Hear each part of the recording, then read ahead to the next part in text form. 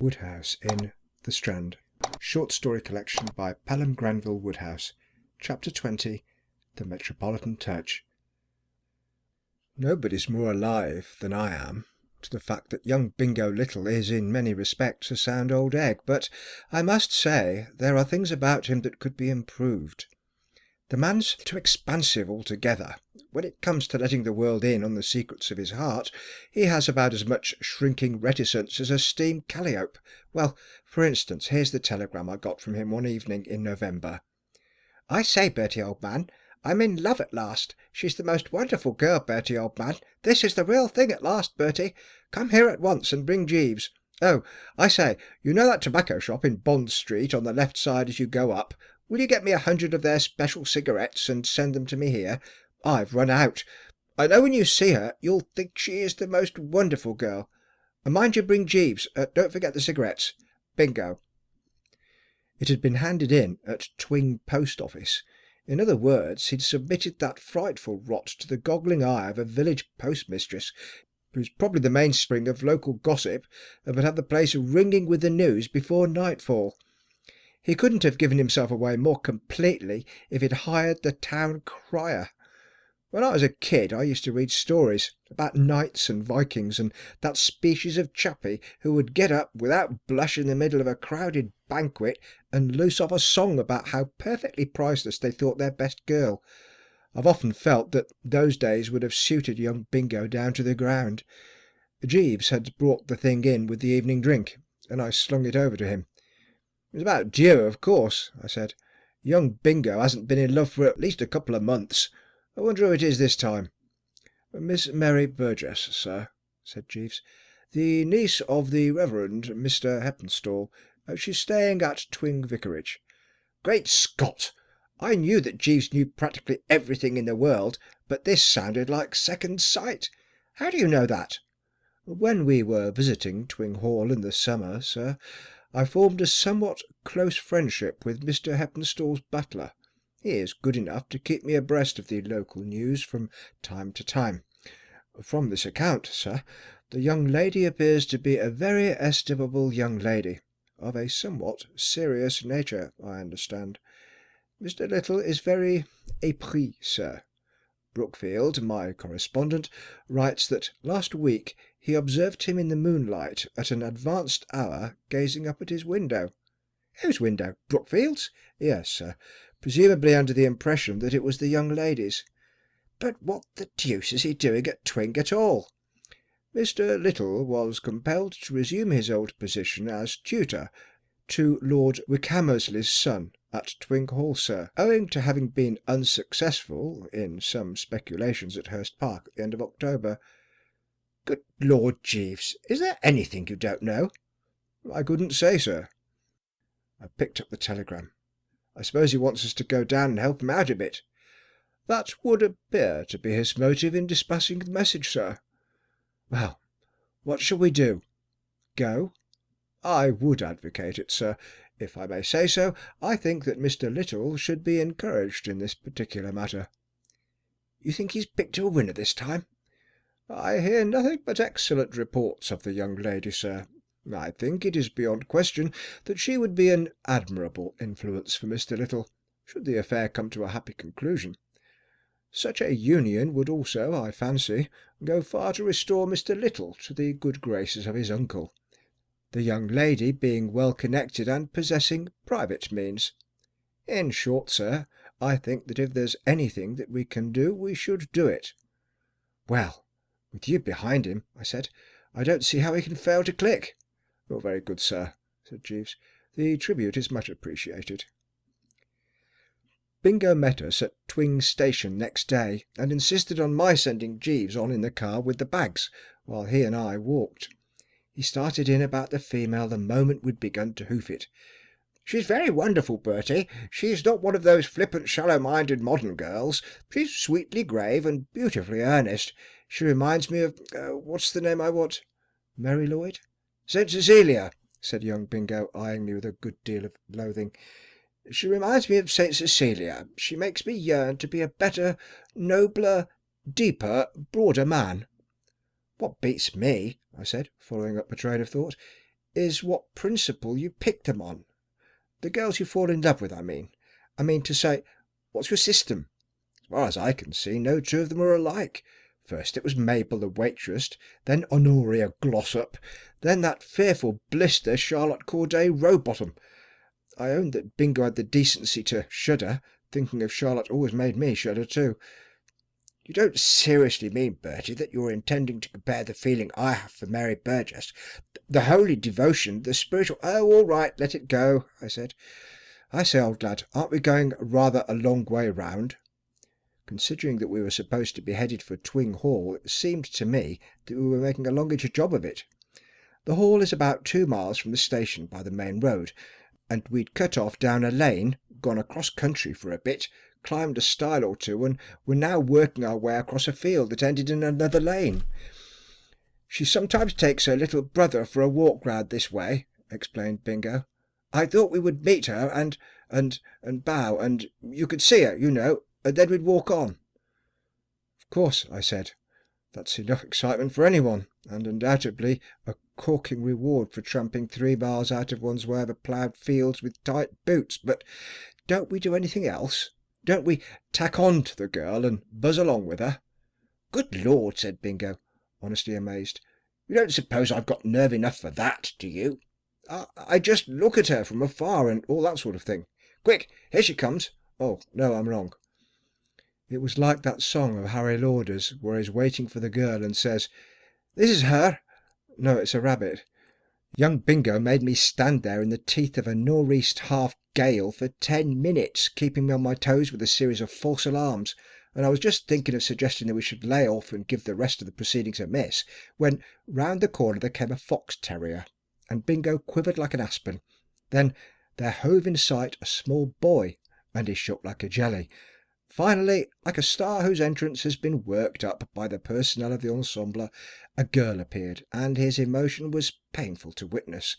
His face got so red that, what with his white collar and the fact that the wind had turned his nose blue, he looked more like a French flag than anything else.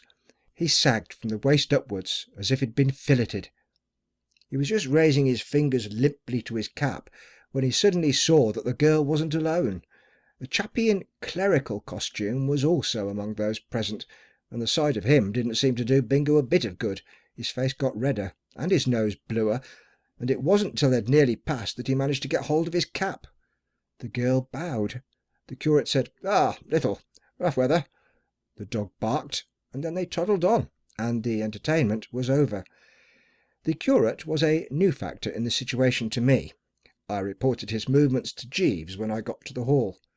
Of course, Jeeves knew all about it already. That is the Reverend Mr. Wingham, Mr. Heppenstall's new curate, sir. I gather from Brookfield that he is Mr. Little's rival, and that at the moment the young lady appears to favour him. Mr. Wingham has the advantage of being on the premises. He and the young lady played duets after dinner, which acts as a bond. Mr. Little on these occasions, I understand, prowls about in the road, chafing visibly. That seems to be all the poor fish is able to do, dash it. He could chafe all right, but there he stops. He's lost his pep, he's got no dash. Why, when we met her just now, he hadn't even the common manly courage to say, Good evening. I gather that Mr. Little's affection is not unmingled with awe, sir. Well, how are we to help a man when he's such a rabbit as that? Have you anything to suggest? I shall be seeing him after dinner, and he's sure to ask first thing what you advise.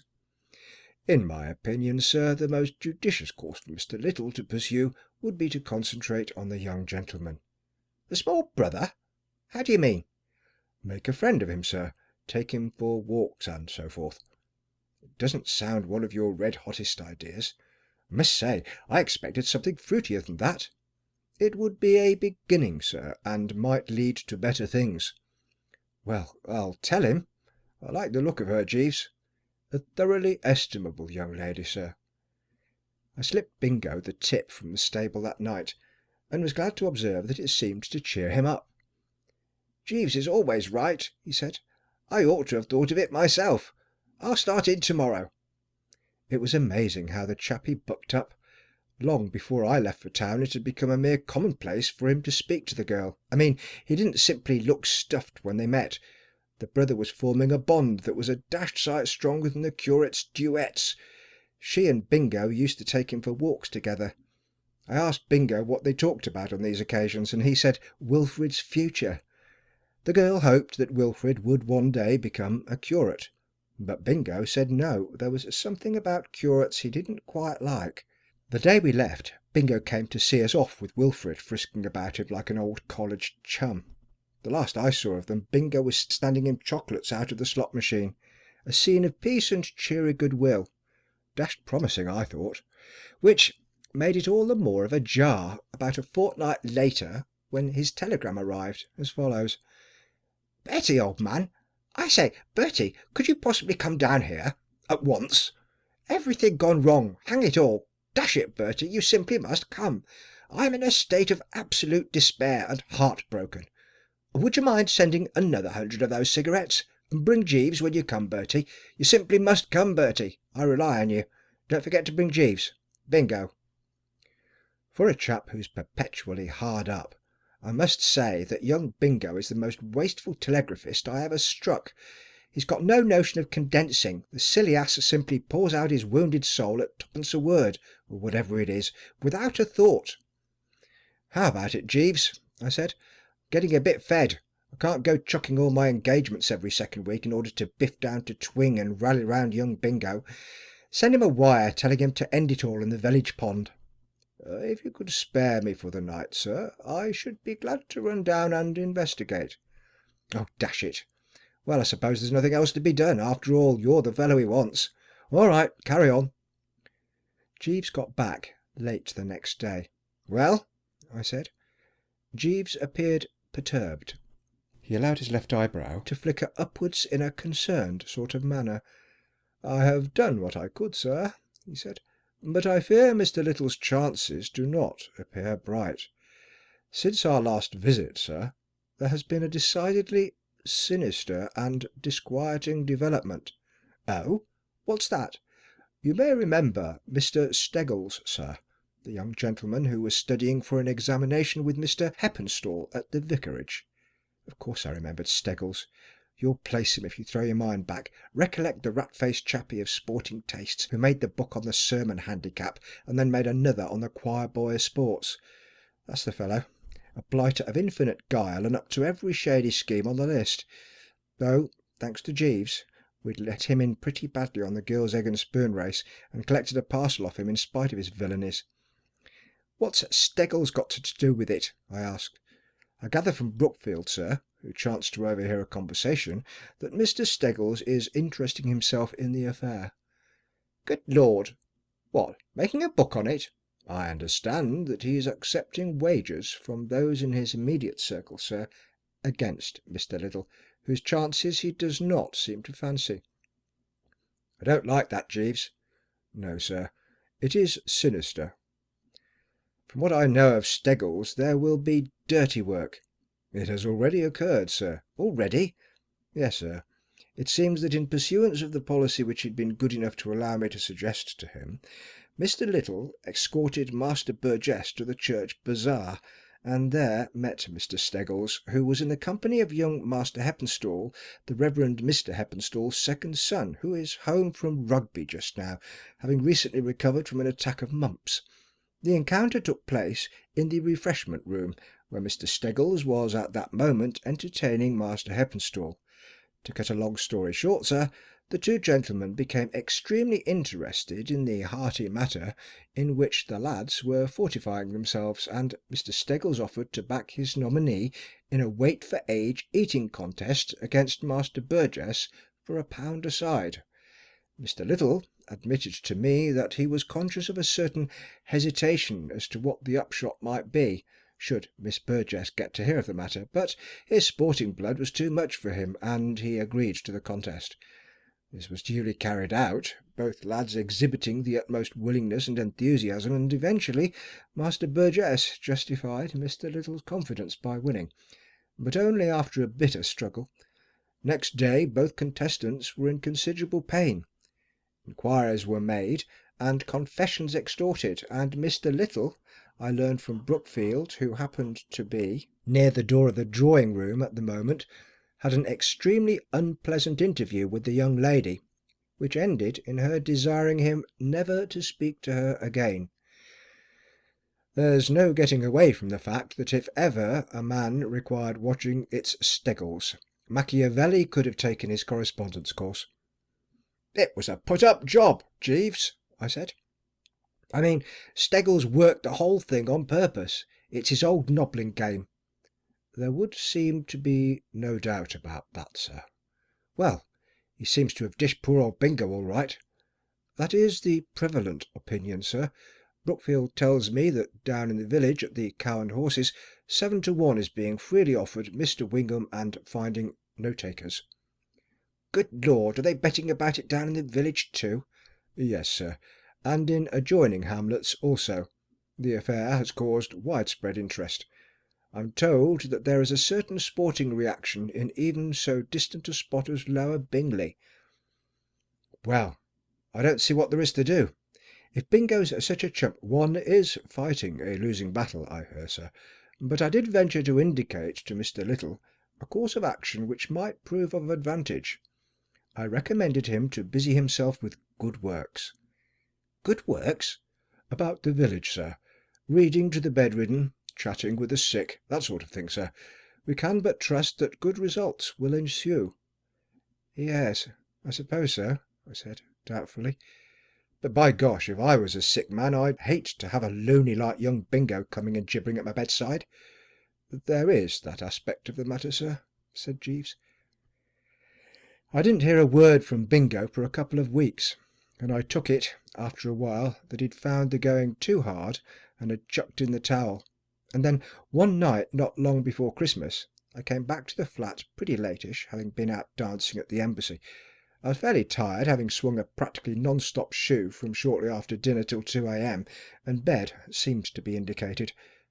Judge of my chagrin and all that sort of thing, therefore, when, tottering to my room and switching on the light, I observed the foul features of young Bingo all over the pillow. The blighter had appeared from nowhere and was in my bed, sleeping like an infant, with a sort of happy dreamy smile on his map. A bit thick, I mean to say. We Worcesters are all for the good old medieval hospital and that, but when it comes to finding chappies collaring your bed, the thing becomes a trifle too mouldy. I hove a shoe, and Bingo sat up, gurgling. Smatter, smatter," said young Bingo. "What the deuce are you doing in my bed?" I said. "Oh, hello, Bertie. So there you are." "Yes, here I am. What are you doing in my bed?" "I came up to town for the night on business." "Yes, but what are you doing in my bed?" "Dash it all, Bertie," said young Bingo querulously, "don't keep harping on your beastly bed. There's another made up in the spare room. I saw Jeeves make it with my own eyes. I believe he meant it for me, but I knew what a perfect host you were, so I just turned in. Here." "I say, Bertie, old man," said Bingo, apparently fed up with the discussion about sleeping quarters, "I see daylight." "Well, it's getting on for 3 in the morning." "I was speaking figuratively, you ass. I meant that hope has begun to dawn. About Mary Burgess, you know. Sit down and I'll tell you all about it." "I won't. I'm going to sleep." "To begin with," said young Bingo, settling himself comfortably against the pillows and helping himself to a cigarette from my special private box, "I must once again pay a marked tribute to good old Jeeves, modern Solomon. I was badly up against it when I came to him for advice, but he rolled up with a tip which has put me, I use the term advisedly and in a conservative spirit, on velvet. He may have told you that he recommended me to win back the lost ground by busying myself with good works. Bertie, old man," said young Bingo earnestly, "for the last 2 weeks I've been comforting the sick to such an extent that if I had a brother and you brought him to me on a sick bed at this moment, by Jove, old man, I'd heave a brick at him. However, though it took it out of me, like the deuce, the scheme worked splendidly. She softened visibly before I'd been at it a week, started to bow again when we met in the street and so forth. About a couple of days ago she distinctly smiled, in a sort of faint, saint-like kind of way, you know, when I ran into her outside the vicarage, and yesterday, I say, you remember that curate chap, Wingham, fellow with a long nose and a sort of goofy expression?" "Of course I remember him. Your rival." "Rival?" Sir Bingo raised his eyebrows. "Oh, well, I suppose you could have called him that at one time, though it sounds a little far-fetched." "Does it?" I said, stung by the sickening complacency of the chump's manner. "Well, let me tell you that the last I heard was that at the Cow and Horses in Twing Village, and all over the place as far as Lower Bingley, they were offering 7 to 1 on the curate, and finding no takers." Bingo started violently, and sprayed cigarette ash all over my bed. "Betting?" he gargled. "Betting? You don't mean that they're betting on this holy, sacred... Oh, I say, dash it all, haven't people any sense of decency and reverence? Is nothing safe from their beastly, sordid graspingness? I wonder," said young Bingo thoughtfully, "if there's a chance of my getting any of that 7 to 1 money. 7 to 1? What a price! Who's offering it, do you know? Oh, well, I suppose it wouldn't do, no. I suppose it wouldn't be quite the thing." "You seem dashed confident," I said. "I'd always thought that Wingham—" "Oh, I'm not worried about him," said Bingo. "I was just going to tell you Wingham's got the mumps and won't be out and about for weeks, and jolly as that is in itself, it's not all. You see, he was producing the village school Christmas entertainment, and now I've taken over the job. I went to see old Heppenstall last night and clinched the contract. Well, you see what that means. It means that I shall be absolutely the centre of village life and thought for 3 solid weeks, with a terrific triumph to wind up with. Everybody's looking up to me and fawning on me, don't you see, and all that. It's bound to have a powerful effect on Mary's mind. It will show her that I'm capable of serious effort, that there is a solid foundation of worth in me, that, mere butterfly as she may once have thought me, I am in reality... Oh, all right, let it go. It's a big thing, you know, this Christmas entertainment. Old Heppenstall very much wrapped up in it, nibs from all over the countryside rolling up. The squire present with family. A big chance for me, Bertie, my boy, and I mean to make the most of it. Of course, I'm handicapped a bit by not having been on the thing from the start. Will you credit it that uninspired donut of a curate wanted to give the public some rotten little fairy play out of a book for children published about 50 years ago, without one good laugh, or the semblance of a gag in it? Too late to alter the thing entirely, but at least I can jazz it up. I'm going to write them in something zippy to brighten the thing up a bit." "You can't write." "Well, when I say write, I mean pinch. That's why I popped into town. I've been to see that review, Cuddle Up, at the Palladium, tonight. Full of good stuff, of course. It's rather hard to get anything in the nature of a big spectacular effect in the Twing Village Hall, with no scenery to speak of, and a chorus of practically imbecile kids of ages ranging from 9 to 14, but I think I see my way. Have you seen Cuddle Up?" "Yes, twice." "Well, there's some good stuff in the first act, and I can practically lift all the numbers. Then there's that show at the Palace. I can see the matinee of that tomorrow before I leave. There's sure to be some decent bits in that. Don't you worry about my not being able to write a bit. Leave it, my dear old chap," said young Bingo, snuggling down cosily. "You mustn't keep me up talking all night. It's all right for you fellows who've nothing to do, but I'm a busy man. Good night, old thing. Close the door quietly after you and switch out the light. Breakfast about 10 tomorrow, I suppose. What? Righto. Good night." For the next 3 weeks I didn't see Bingo. He became a sort of voice heard off, developing a habit of ringing me up on long distance and consulting me on various points arising at rehearsal, until the day when he got me out of bed at 8 in the morning to ask whether I thought Merry Christmas was a good title. I told him then that this nuisance must now cease, and after that he cheesed it, and practically passed out of my life, till one afternoon when I got back to the flat to dress for dinner, and found Jeeves inspecting a whacking big poster sort of thing which he'd draped over the back of an armchair. "Good Lord, Jeeves," I said. I was feeling rather weak that day, and the thing shook me. "What on earth's that?" "Mr. Little sent it to me, sir, and desired me to bring it to your notice." "Well, you've certainly done it." I took another look at the object. There was no doubt about it. It caught the eye. It was about 7 feet long, and most of the lettering in about as bright a red ink as I ever struck. "What do you make of it, Jeeves?" I said. "I confess I am a little doubtful, sir. I think Mr. Little would have done better to follow my advice, and confine himself to good works about the village." "You think the thing would be a frost?" "I could not hazard a conjecture, sir, but my experience has been that, whilst it pleases the London public, is not always so acceptable to the rural mind. The Metropolitan touch sometimes proves a trifle too exotic for the provinces. I suppose I ought to go down and see the dashed thing. I think Mr. Little would be wounded were you not present, sir." The village hall at Twing is a smallish building smelling of apples. It was full when I turned up on the evening of the 23rd, for I had purposely timed myself to arrive not long before the kick-off. I had had experience of one or two of these binges, and didn't want to run any risk of coming early and finding myself shoved into a seat in one of the front rows where I wouldn't be able to execute a quiet sneak into the open air halfway through the proceedings if the occasion seemed to demand it. I secured a nice strategic position near the door at the back of the hall. From where I stood I had a good view of the audience. As always on these occasions, the first few rows were occupied by the nibs, consisting of the squire, a fairly mauve old sportsman with white whiskers, his family, a platoon of local parsons, and perhaps a couple of dozen prominent pew-holders. Then came a dense squash of what you might call the lower middle classes, and at the back, where I was, we came down with a jerk in the social scale, this end of the hall being given up almost entirely to a collection of frankly tough eggs, who had rolled up, not so much for any love of the drama as because there was a free tea after the show. Take it for all in all, a representative gathering of Twing life and thought. The nibs were whispering in a pleased manner to each other, the lower middle classes were sitting up very straight as if they'd been bleached, and the tough eggs whiled away the time by cracking nuts and exchanging low rustic wheezes. The girl, Mary Burgess, was at the piano, playing a waltz. Beside her stood the curate, Wingham, apparently recovered. The temperature, I should think, was about 127. Somebody jabbed me heartily in the lower ribs, and I perceived the man, Steggles. "Hello," he said. "I didn't know you were coming down."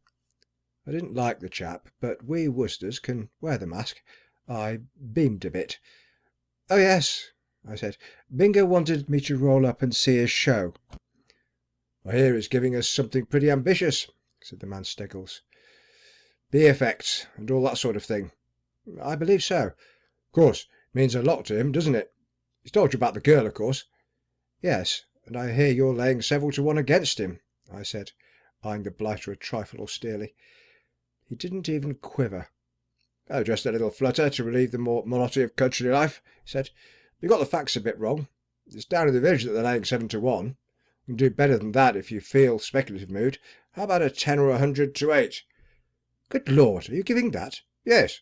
Somehow," said Steggles, meditatively, "I sort of feeling a kind of premonition that something's going to go wrong tonight. You know what Little is, bungler if ever there was one. Something tells me this show is going to be a frost. And if it is, of course, I should prejudice the girl against him pretty badly. His standing always was rather shaky." "They're going to try and smash up the show?" I said sternly. "Me?" said Steggles. "Why, what could I do? Half a minute. I wanted to speak to a man." He buzzed off, leaving me distinctly disturbed. I could see from the fellow's eye that he was meditating some cussery rough stuff, and I thought Bingo ought to be warned. But there wasn't time, and I couldn't get at him. Almost immediately after Steggles had left, the curtain went up. Except as a prompter, Bingo wasn't much in evidence in the early part of the performance. The thing at the outset was merely one of those weird dramas which you dig out of books published around Christmas time and entitled 12 Little Plays for the Tots, or something like that. The kids drawled on in the usual manner, the booming voice of Bingo ringing out from time to time behind the scenes when the fatheads forgot their lines, and the audience was settling down into the sort of torpor usual on these occasions, when the first of Bingo's interpolated bits occurred. It was the number which What's-her-name sings in that review at the Palace. You'd recognise the tune if I hummed it, but I can never get hold of the dashed thing. It always got 3 encores at the Palace, and it went well now, even with a squeaky-voiced child jumping on and off the key like a chamois of the Alps leaping from crag to crag. Even the tough eggs liked it. At the end of the second refrain, the entire house was shouting for an encore, and the kid with the voice like a slate pencil took a deep breath and started to let it go once more. At this point, all the lights went out. I don't know when I've had anything so sudden and devastating happen to me before. They didn't flicker, they just went out. The hall was in complete darkness. Well, of course, that sort of broke the spell, as you might put it. People started to shout directions, and the tough eggs stamped their feet and settled down to a pleasant time. And of course, young Bingo had to make an ass of himself. His voice suddenly shot at us out of the darkness. "Ladies and gentlemen, something has gone wrong with the lights." The tough eggs were tickled by this bit of information straight from the stable. They took it up as a sort of battle cry. Then, after about 5 minutes, the lights went up again and the show was resumed. It took 10 minutes after that to get the audience back into its state of coma, but eventually they began to settle down and everything was going nicely when a small boy with a face like a turbot edged out in front of the curtain, which had been lowered after a pretty painful scene about a wishing ring or a fairy's curse or something like that sort, and started to sing that song of George Thingamy's out of Cuddle Up. You know the one I mean. Always Listen to Mother, Girls, it's called, and he gets the audience to join in and sing the refrain. Quite a ripish ballad, and one which I myself have frequently sung in my bath with not a little vim, but by no means as anyone but a perfect saphead prune like young Bingo would have known, by no means the sort of thing for a children's Christmas entertainment in the old village hall. Right from the start of the first refrain, the bulk of the audience had begun to stiffen in their seats and fan themselves, and the Burgess girl at the piano was accompanying in a stunned mechanical sort of way, while the curate at her side averted his gaze in a pained manner. The tough eggs, however, were all for it. At the end of the second refrain the kids stopped and began to sidle towards the wings, upon which the following brief duologue took place. Young Bingo, voice heard off, ringing against the rafters. "Go on!" The kid, coyly. "I don't like to." Young Bingo, still louder. "Go on, you little blighter, or I'll slay you." I suppose the kid thought it over swiftly and realised that Bingo, being in a position to get at him, had better be conciliated whatever the harvest might be, for he shuffled down to the front and, having shut his eyes and giggled hysterically, said, "Ladies and gentlemen, I will now call upon Squire Tressida to oblige by singing the refrain." You know, with the most charitable feelings towards him, there are moments when you can't help thinking that young Bingo ought to be in some sort of home. I suppose, poor fish, he'd pictured this as the big punch of the evening. He'd imagined, I take it, that the squire would spring jovially to his feet, rip the song off his chest, and all would be gaiety and mirth. Well, what happened was simply that old Tressida, and mark you, I'm not blaming him, just sat where he was, swelling and turning a brighter purple every second. The lower middle classes remained in frozen silence, waiting for the roof to fall. The only section of the audience that really seems to enjoy the idea was the tough eggs, who yelled with enthusiasm. It was jam for the tough eggs. And then the lights went out again. When they went up some minutes later, they disclosed the squire marching stiffly out at the head of his family, fed up to the eyebrows, the Burgess girl at the piano with a pale, set look, and the curate gazing at her with something in his expression that seemed to suggest that, though all this was no doubt deplorable, he'd spotted the silver lining. The show went on once more. There were great chunks of plays for the tots dialogue, and then the girl on the piano struck the prelude to that Orange Girl number that's the big hit of the Palace Review. I took it that this was to be Bingo's smashing Act 1 finale. The entire company was on the stage, and a clutching hand had appeared round the edge of the curtain, ready to pull at the right moment. It looked like the finale, all right. It wasn't long before I realised it was something more. It was the finish. I take it you know that orange number at the Palace. It goes, "Oh, won't you something oranges, my something oranges, oh, won't you something I forget, something tumty yet, oh, words to that effect." It's a dashed clever lyric, and the tune's good too. The thing that made the number was the business where the girls take oranges out of the baskets, you know, and toss them lightly to the audience. I don't know if you ever noticed it, but it always seems to tickle an audience to bits when they get things thrown at them from the stage. Every time I've been to the Palace, the customers have simply gone wild over this number. But at the palace, of course, the oranges are made of yellow wool, and the girls don't so much chuck them as drop them limply into the first and second rows. I began to gather that the business was going to be treated rather differently tonight, when a dashed great chunk of pips and mildew sailed past my ear and burst on the wall behind me. Another landed with a squelch on the neck of one of the nibs in the third row, and then a third took me right on the tip of the nose, and I kind of lost interest in the proceedings for a while. When I'd scrubbed my face and got my eye to stop watering for a moment, I saw that the evening's entertainment had begun to resemble one of Belfast's livelier nights, and the air was thick with shrieks and fruit. The kids on the stage, with Bingo buzzing distractedly to and fro in their midst, were having the time of their lives. I suppose they realised that this couldn't go on forever, and were making the most of their chances. The tough eggs had begun to pick up all the oranges that hadn't burst, and were shooting them back, so that the audience got it both coming and going. In fact, take it all round, there was a certain amount of confusion, and just as things had begun really to hot up, out went the lights again. It seemed to me about my time for leaving, so I slid for the door. I was hardly outside when the audience began to stream out. They surged about me in twos and threes, and I've never seen a public body so dashed unanimous on any point. To a man and to a woman they were cursing poor old Bingo, and there was a large and rapidly growing school of thought which held that the best thing to do would be to waylay him as he emerged and splash him about in the village pond a bit. There was such a dickens of a lot of these enthusiasts, and they looked so jolly determined that it seemed to me that the only matey thing to do was to go behind and warn young Bingo to turn his coat collar up and breeze off snakily by some side exit. I went behind and found him sitting on a box in the wings, perspiring pretty freely and looking more or less like the spot marked with a cross where the accident happened. His hair was standing up and his ears were hanging down, and one harsh word would undoubtedly have made him burst into tears. "Bertie," he said hollowly as he saw me, "it was that blighter Steggles.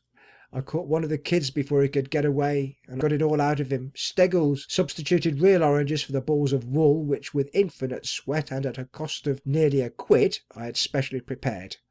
Well, I will now proceed to tear him limb from limb. It'll be something to do." I hated to spoil his daydreams, but it had to be. "Good heavens, man," I said, "you haven't time for frivolous amusements now. You've got to get out, and quick." "Bertie," said Bingo in a dull voice, "she was here just now. She said it was all my fault, and that she would never speak to me again. She said she'd always suspected me of being a heartless, practical joker, and now she knew. She said, oh, well, she ticked me off properly." "That's the least of your troubles," I said. It seemed impossible to rouse the poor Zib to a sense of his position. "Do you realise that about 200 of Twing's heftiest are waiting for you outside to chuck you into the pond?" "No." "Absolutely." For a moment the poor chap seemed crushed, but only for a moment. There has always been something of the good old English bulldog breed about Bingo. A strange sweet smile flickered for an instant over his face. "It's all right," he said.